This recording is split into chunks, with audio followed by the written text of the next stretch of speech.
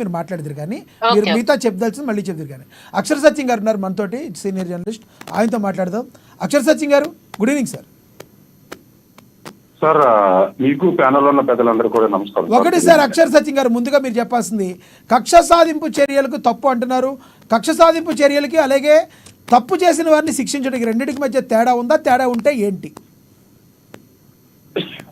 Sir తప్పు చేసిన వాళ్ళని శిక్షించడం, కక్ష సాధింపు చర్యలు, శ్వేతపత్రాలు మూడాటి గురించి డిస్కస్ చేయాలి.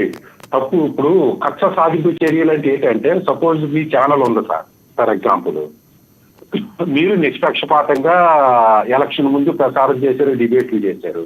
అయితే అది కూటమికి అనుకూలంగా ఉన్నాయనే నెపంతో మీ మీద కేసులు పెట్టడం, మీ ఛానల్ మీద చర్యలు తీసుకోవడం కక్ష సాధింపు చర్య అవుతుంది సార్. రైట్.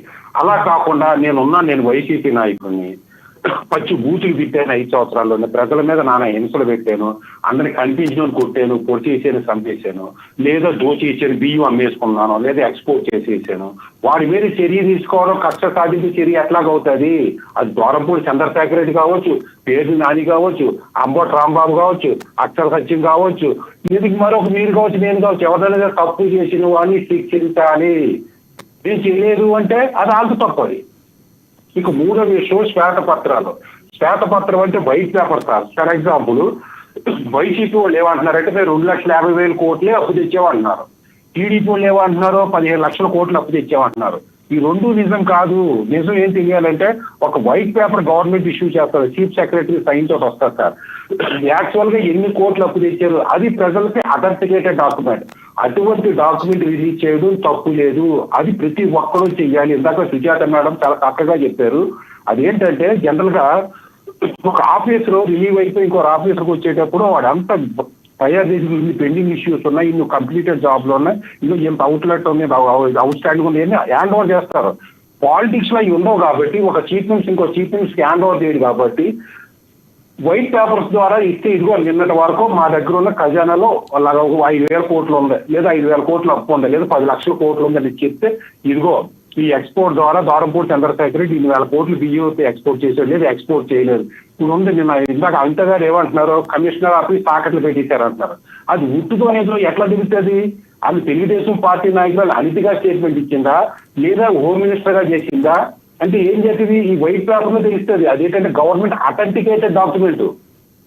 ప్రతి డిపార్ట్మెంట్ మీద వైట్ పేపర్స్ ఇవ్వాల్సిందే.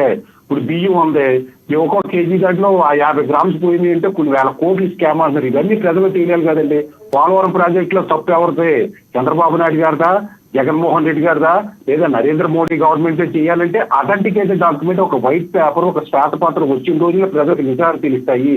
అది కక్ష సాధింపులు మాత్రం ఎంత మాత్రం కాదు. Okay okay okay sir. Vegada Lakshmanarao గారు అంటున్నారు ఏది మమ్మల్ని అది కొట్టారు ఇది కొట్టారు అంటున్నారు. వేగడ లక్ష్మణరావు గారు, నేను ఏ పార్టీ కాదు మీకు తెలుసు.